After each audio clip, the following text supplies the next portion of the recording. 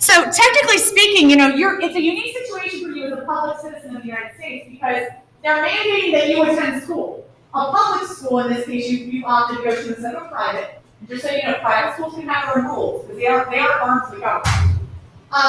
But do you necessarily lose all your ability to have free speech? So we're going to talk about some pivotal court cases related to this.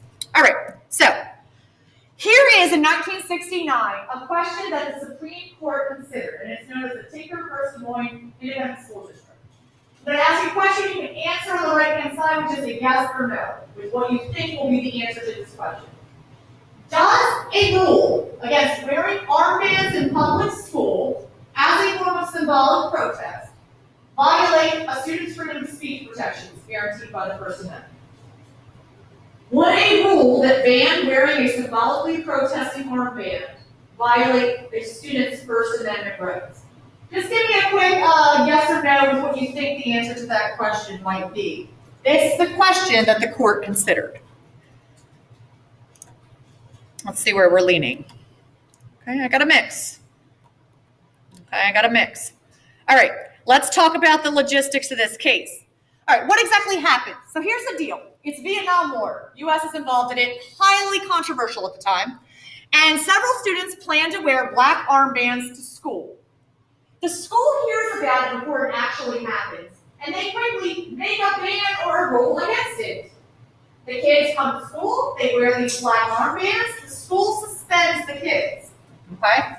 Now, here's a picture of the armbands. They were just white peace signs on black bands. On the left-hand side is the woman who is the plaintiff in this case, Mary Beth Tinker. I've actually gotten to meet her, which is pretty cool. She does tours and visits student journalism events and stuff like that.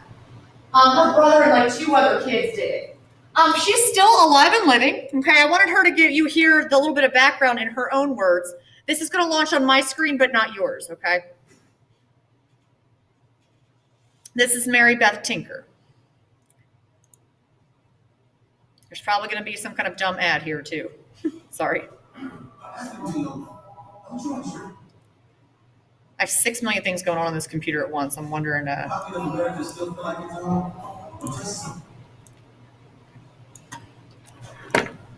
1965, when the Vietnam War was building up, there had been about 1,000 U.S. soldiers killed that Christmas. Every night on the news, there would be body count by Walter Cronkite, the reporter. And it was very upsetting for us kids. I was a very shy girl, and so I wasn't some rebel protester, but I really believed in the messages that we had learned in church, which is that peace and love were very important. And so when some of the older kids started speaking up about the war and the images, the horrible images that we were seeing on TV of the war, I thought maybe I should try to speak up too. When the older kids just decided to wear simple black armbands to school like this, and they said, "Come on, we can do this." So I thought, well, maybe I will try, and so that's how I got involved with this very small action that turned into a very big case at the Supreme Court. Then some people got really mad about that, and it was kind of surprising. And they sent us things like this postcard to our house in, the red hammer symbol of the hate. They were trying to say that we were communists, and my mother always said, "We're not communists, we're Methodists." But all right, so that gives you a little feel. I get to meet Mary Beth Tinker. So you can see, certainly the intention behind most of her work, sounds, pretty tame. So here's what the court decided. The court made this decision, and as a student journalist and as a student, you are really happy that the court has valued kind of her speech. They said that the school cannot censor student speech unless they can reasonably predict that speech will cause, and here's the language, and it's a little subjective, a material and substantial disruption of school activities or collide with the rights of others. Fear of a possible disturbance is not enough to justify it. Okay? So the difference between that and Tinker, in the Tinker case, they had no evidence that if these kids wore these black armbands that there was going to be a riot at school because of it. Now, arguably, if there was a protest planned now and there was all this or that people were going to get all worked out, that would be proof the admin could use, that they could reasonably predict it was going to be trouble. They could use that in that case. But they can't just be afraid something bad is going to happen. They have to be able to reasonably predict it in order to justify it. And we call this the Tinker Standard. This is a good standard for student speech to follow. This was a passage from the majority opinion of the court. They said it could hardly be argued that either students or teachers shed their constitutional rights to freedom of speech or expression at a schoolhouse gate. But you're going to learn it's not that simple. So, next case, 1986. This one's funny and inappropriate. So, here's the situation. Here's the question. Okay, and you're going to say yes or no real quick. Does the First Amendment protect a school district from disciplining a high school student from giving a lewd speech during an assembly? In other words, lewd, inappropriate, obscene. Does the First Amendment protect that kid's right to say? This is the question that is considered in this particular case. Bethel, which is the name of the school district, versus Matthew Frazier, the name of the student. Let me see your responses. You can just give me a one word. I just want it to be like a quick check-in. All right, some of you kind of already know the answer to this question. Maybe you've had personal experience with profanity or lewd language in the school setting, you come in trouble. And then when you say it's just freedom of speech, this is the case that says, actually, they can limit it here. This kid's a hoot. This is Matthew Frazier, and he is rocking the 80s, as you can tell by that look. Here's the situation Matthew Frazier found himself in. It's a school assembly. There are 600 kids that are present. They have to be attending it. And people are giving speeches to nominate other students for elected office, like student council. He gives a speech that uses a real graphic sexual metaphor to promote the candidacy of his friend. We call this a double entendre. I just taught about this with Anglo-Saxon Rose in my English class.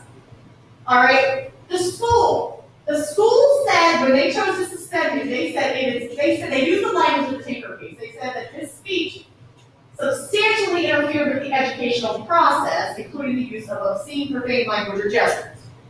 All right, here's the speech.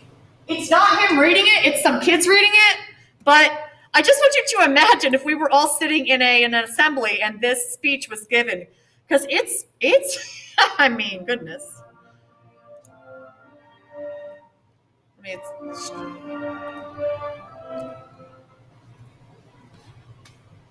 I know a man who is firm. He's firm in his pants. He's firm in his shirt. His character is firm. But most of all, his belief in you, the students of Bethel, is firm. Jeff Coolman is a man who takes his point and pounds it in. If necessary, he'll take an issue and nail it to the wall. He doesn't attack things in spurts. He drives hard, pushing and pushing, until finally he succeeds. Jeff is a man who will go to the very end, even the climax, for each and every one of them. So vote for Jeff. This part. ASB, Vice President. He'll never come between you and the best our high school can be. I mean, you is. Okay. A double entendre is something open to two interpretations, one usually being pretty risque and inappropriate. So if you've ever heard that term before, a double entendre, that is an example of it. So what does the court decide? They said, you know what? The First Amendment does not protect that speech. That the school can prohibit the use of vulgar and offensive language.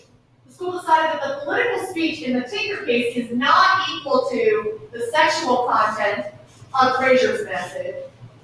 And they said, you know what? A school can prohibit vulgar and lewd speech because they said it's inconsistent with, quote unquote, the fundamental values of public school education. All right? Hopefully you thought that was funny. It's such a dry crowd in here sometimes. I mean, like, if you live in a high school, you're like, oh my gosh, people are so ridiculous. But you know that stuff happens. All right, next case out of 5. I'm doing 1988. This one applies specifically to the student press. All right, I don't have a question for you for this one, but I don't have it interactive. It says, does the First Amendment prevent student and school administration from censoring student articles about topics deemed, quote unquote, inappropriate for younger ages? So doesn't include profanity, doesn't include lewd language, isn't going to cause a disruption. But the question at hand is a school who censors because they said the content was inappropriate for younger ages. Here's the scenario. Bunch of kids in a journalism class, just like you. They do a print edition of their newspaper in 1988. They do some student-written articles about teen pregnancy and divorce and the impact divorce has on kids. The principal, who, as a habit, did prior review of the newspaper, that means the administrator always looked at it before it goes to press. Okay, we don't have that practice here now, though they legally could.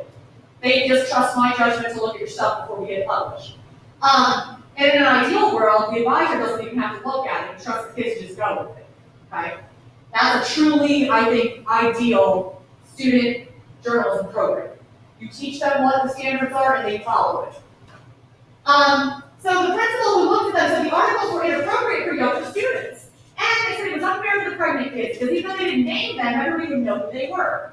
And in the article on divorce that was written from one student's perspective, she talks about her dad's role in the divorce, which was negative, and she said, the principal said, even though she didn't name him, everybody's going to know. And it's inappropriate for kids to be talking about pregnancy and divorce. So he deletes the articles. Here's what the spread was. Like, this is what it looked like. It's a lot of text. It's 1988, so we can have quite the graphic design skills that we maybe do now. So he cuts it. So in this case, which is called Hazelwood versus Kohlmeyer. Hazelwood is the name of the school district. Okay, Kohlmeyer is the name of one of the student journalists, Kathy Kohlmeyer, who I'm actually going to see speak at a conference in a couple weeks. This decision is a big bummer in terms of student journalism programs and trusting them to make responsible decisions. That's why I give this a thumbs down, even though it said the school can sponsor, that sounds like they can, plus sign. I'm going to say it's a minus. This decision changes things for people, especially in the state of New Jersey, and in other states that are considered Hazelwood states, and that's what they refer to it as. The decision was that the school can censor school-sponsored student publications when, and again, this is open for interpretation, they are reasonably related to legitimate educational concerns. What the heck does that mean? It's got some wiggle room there. They're going to clarify a little bit, but it's still debatable, you're going to see. All right. I'm going to flip ahead. When the court explained what it meant by that, these are all the reasons, or I'm going to argue possible excuses, as school administrator in a Hazelwood state could make to censor one of your pieces. They could say it's ungrammatical or poorly written. They could say it's inadequately researched. They could say you were biased in what you presented in your video piece. They could say it was prejudicial. They could say you used vulgar or inappropriate language. Or, and here's a big one, because you know as well as I do in high school, you're ranging ages from like 14 to 19 on any given day.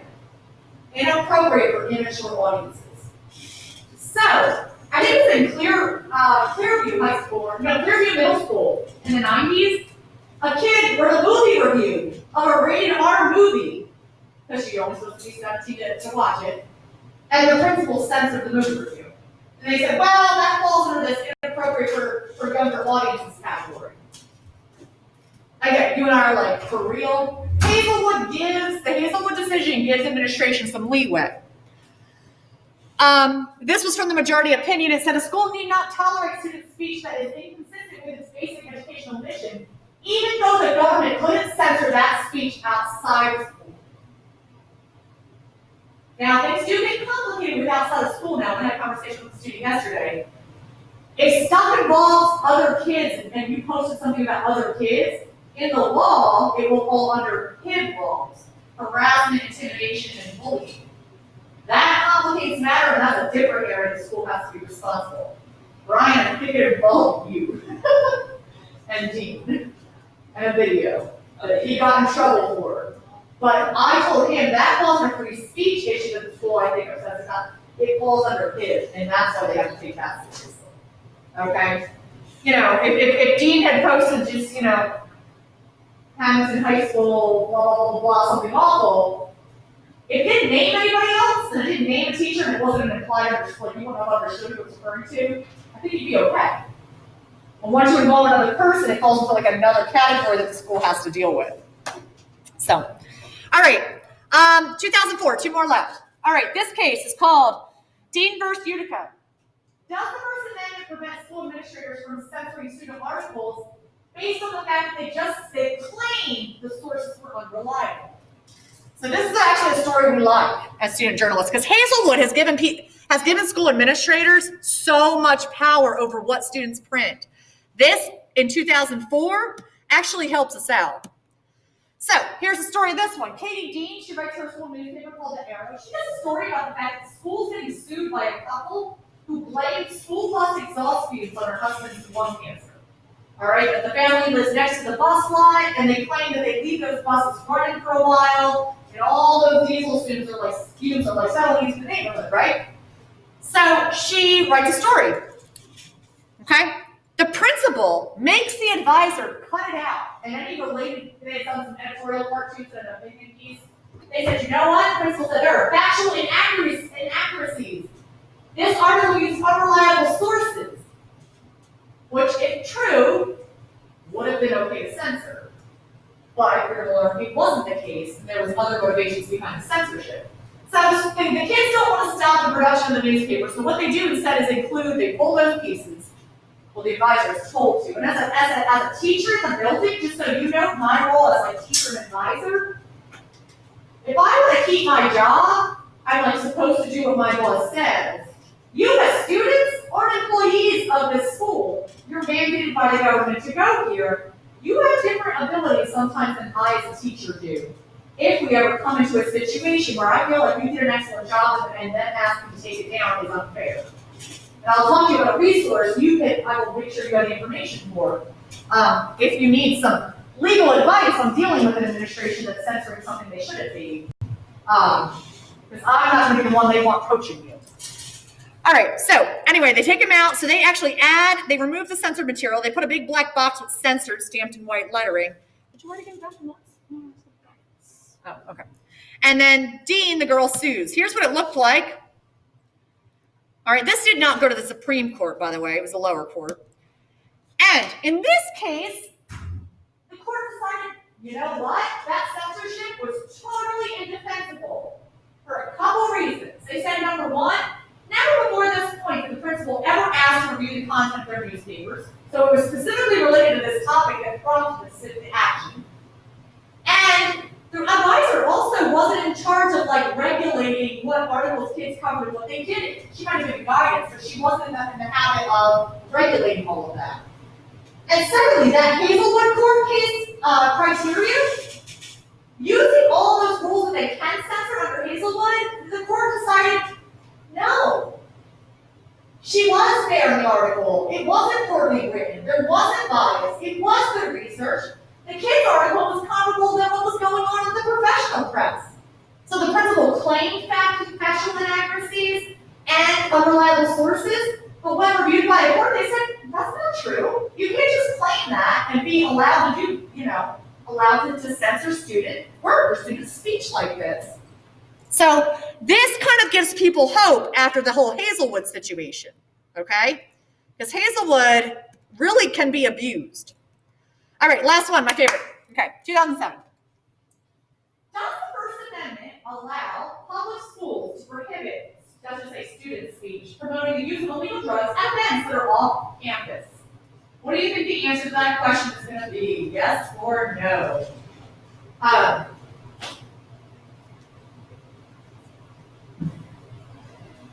All right, let's see what y'all say. I feel like you know this too, but this case is a super kind of interesting one to look at. You're saying yes, yes, no, no, no. All right. So let's check this one out. This one's a good one. All right. Here's the situation. It's 2002. The Olympic torch relay is going to Alaska, right? And students are allowed out of school early so they can watch it go by. Joseph Frederick is the kid. He is across the street from the school. He's not on school property. He holds up along with some buddies a sign that says, "Bomb hits for Jesus." I don't know what the heck it means. I don't think he knew what the heck it means. This kid, though, probably just thought it was hilarious. The principal, the Morse in this case, takes the thing, suspends the kid for 8 days. He takes them to court. Okay? So, I want you to, you're going to see this news report on this case in a minute. Let me pull it up. I need to hyperlink it, but I hadn't done that yet. Boop. Kids always get a kick out of this case. As the symbolic torch was carried through Juneau, Alaska on its way to the 2002 Olympics, Douglas Public High School let students stand on city streets to watch it pass by. When it did, Douglas student Joe Frederick unfurled this banner, "Bomb Kids for Jesus." I find it absurdly funny. I was not promoting drugs. I assumed most people would take it as a joke. His school principal didn't. She tore down the banner and suspended him. Frederick sued, arguing his constitutional rights were violated. He was a citizen exercising free speech in a public place at a public event. But the school argues, it was a field trip where the school was able and did exercise its authority. in this case, to prevent kids from being exposed to arguably pro-drug messages, according to its attorney, Kenneth Starr. Schools should be able to put a stop to these kinds of pro-drug culture messages. They disagree. As members of Students for a Sensible Drug Policy, they traveled to Washington to demonstrate for student speech rights. If they are learning at such a young age that, freedom of speech is more a myth than a fact, then that is sort of a dangerous precedent to set for our country. The court has long ruled schools do have rights to limit student speech, but Frederick's lawyer, Douglas Mertz, says they don't apply in this case. The test is whether the exercise of free speech creates a substantial disruption of the educational process. But what's disruptive enough to limit free speech? These California kids demonstrated against immigration policy last year. Others opposed the war in Iraq. Can schools muzzle those views? Some Christian groups filed briefs here arguing that too much school power could prevent kids from espousing religious views. The legal rule that's established is going to cover a lot of different kinds of protests that may involve student messages that are much more profound and that are really aimed at some of the most important disputes in society. Making bomb hits for Jesus an important addition to First Amendment law. Gary Nuremberg, CNN, Washington. All right, so you see the point that the last guy was making. He said there are other groups worried about the decision that was given here, thinking, okay, maybe in the future the student speech is going to be something much more profound and important than bomb hits for Jesus. And I think this sign, if those of you, I don't know if anybody in here went on the museum trip, they have I think they have that poster or one that just looks just like it. All right, here's what the court decided. They said, okay, a student's right to political speech does not include pro-drug use messages. Though that sign was cryptic, again, idiots who just post stuff like that. That doesn't say your name, you don't even know. Though it was cryptic, they said the banner could be reasonably interpreted, quote unquote, as promoting marijuana use, which was illegal, for that age and probably the state. They said essentially what's in brackets was what was implied, as in take bomb hits or bomb hits, insert to imply words, are a good thing. If the message had said legalize bombs, that may have been okay, but not smoke bombs. And yes, you could argue bombs can be used to smoke different things, but they are most commonly and reasonably associated with marijuana use. Now, kids in yesterday's discussion said, Ms. Chris, what happens if they legalize recreational marijuana in New Jersey? For our purposes in here, it's not going to be legal for 17 and 18-year-olds. It'll be probably a 21 and older thing, and they follow the models in other states. Although I don't know what the state ages are in some of those that have legalized recreational use. So I always think it's important for kids to know this. So we've had good pieces written for the Devil's Advocate, or even I generally am going to say, let's not do video pieces that include a kid's perspective on whether or not they like weed. Nothing good is going to come of that for that kid. We'll talk about ethics next week. It's kind of our last thing before we start practicing the different ways to make stories. But ethics is, yeah, you can interview that kid and feature it, but is it in that person's best interest? Because then they don't care, but sometimes people don't know what's best for them either. So as a journalist, you will make ethical choices. It's not a legally binding thing, but you try to do what's right and best for anybody involved and your audience. So ethics are when the law doesn't give you rules, ethics come into play. In fact, if I go real quick here to HHS Advocate, go to our website, and I search the keyword marijuana, actually, I just want to go to the website itself.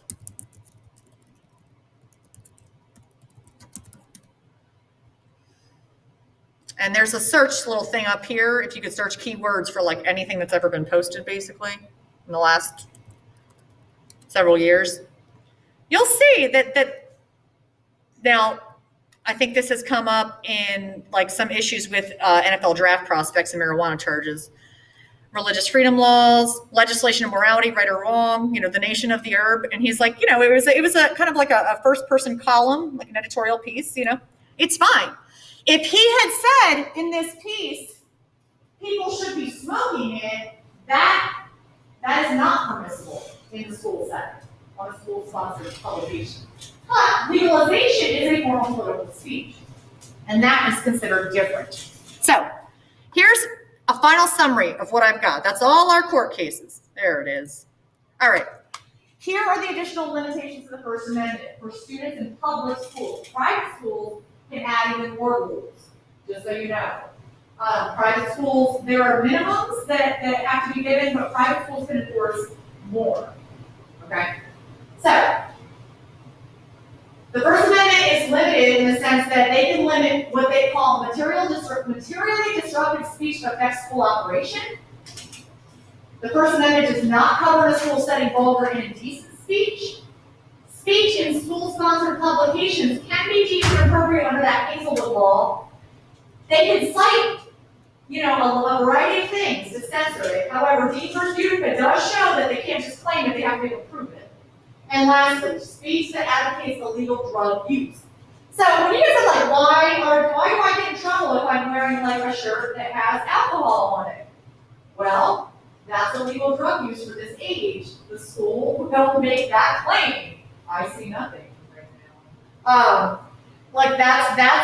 That is the court case. The court cases that suggest those things. All right, last 2 points and then we're done. So there are certain states that have chosen not to stick to the Hazelwood standard when it comes to student journalism programs. They say, you know what? Even though I can allow school administrators to do these things, we're choosing not to. We're going to stick to the Tinker standard, which basically says school speech can only be censored if it materially and substantially disrupts school operation. Certain states are like that: Colorado, California. There is movement in the New Jersey Senate and House of Reps that we've been trying to promote for years. I'm part of the state press organization called New Voices legislation to try to get New Jersey to not be a Hazelwood state, to be a Tinker state, to hold a higher standard for student speech, to not, basically they want to advocate that administrators shouldn't be able to retaliate against advisors if the students do stories that the advisors don't like. And that it takes away the freedom for those administrators to limit student speech that might not be materially disruptive, but maybe is controversial and they don't like, just like that principal did for the story about the bus depot. Okay? So there is movement. This group here, the SPLC, this is what you took the First Amendment class through. I'm talking about Putzler, probably sometime next week. They're the Student Press Law Center. And when kids come into trouble with school administrators or the Board of Education members about controversial topics or stories, and sometimes there's controversial as a story about smoking in the bathroom. Like that's been like an issue that administrators went head to head with students and the advisor for them, somebody on president. As an employee of the school, I'm not, they're not going to want me to give you counsel on how to fight administration. You have more rights in that situation than me as an employee. They don't have to hire me. They don't have to keep me in my job. They have to allow you access to public education. It's mandated by law. The SPLC will have a number, a telephone number, and will conference with students. They are lawyers. I donate money to them. And they give their legal services called pro bono for free. And their legal counsel to students who are maybe butting heads with their administration. And their advisor is really limited with what they can tell you. Because as an advisor, or I'm sorry, as a teacher, I can get in trouble for encouraging you to take legal action against my goal. Does that make sense? And then my closing thoughts are just this. Listen, this debate gets pretty dang complicated. The Confederate flag is a great example of the complicated things with free speech. I mean, this was the case in 2014, a girl made a Confederate flag dress out of sequins for prom. The school said it was too controversial. She sued them. She goes, you know what? This is against my free speech. We see that issue even locally with the flag, even in New Jersey. In this case, this kid had a shirt that basically kind of made fun of or mocked President Bush when he was in office. And you can see some of that image there. The school said he couldn't wear it. Well, they took him to court. They said that violated his rights by censoring, his anti-President Bush shirt. Again, it might cause drama and controversy if you were to wear a shirt like that, but that was political speech that was not probably something that the school could justify censoring.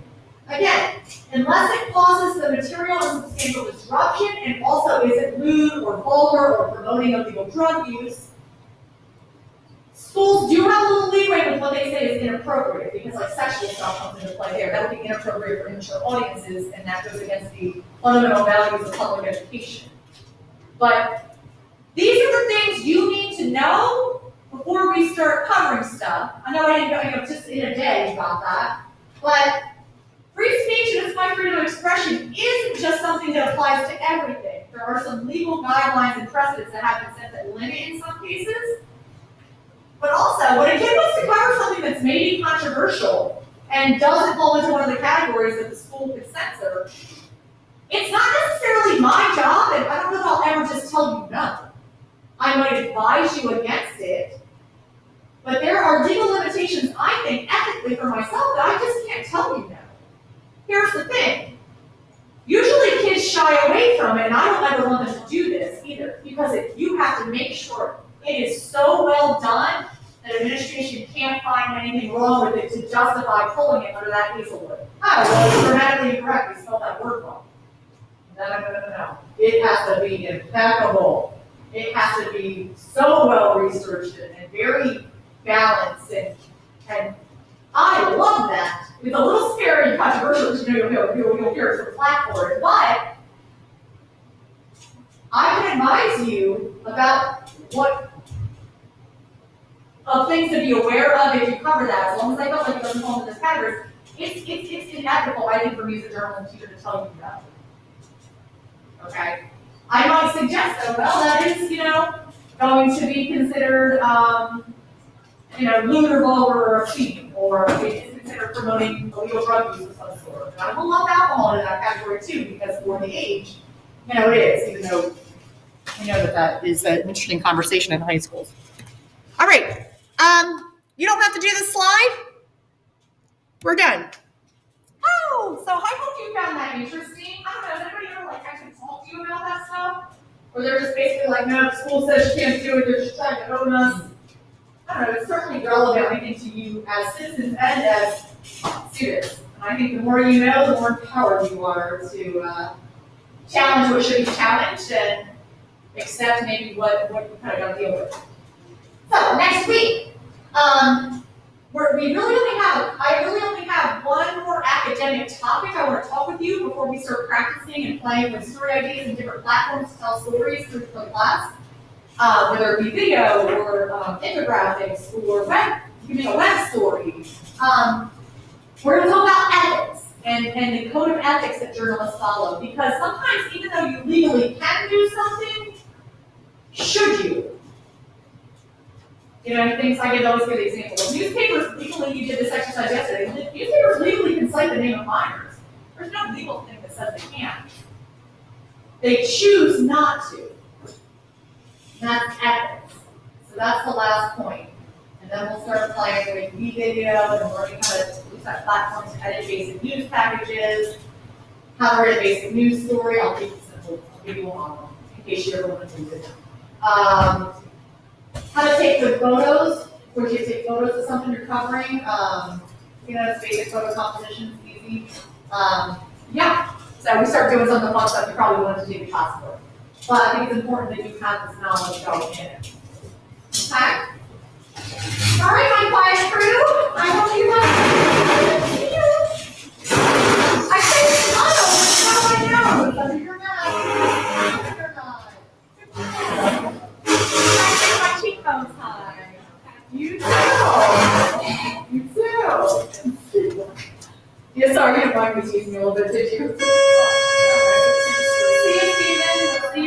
guys?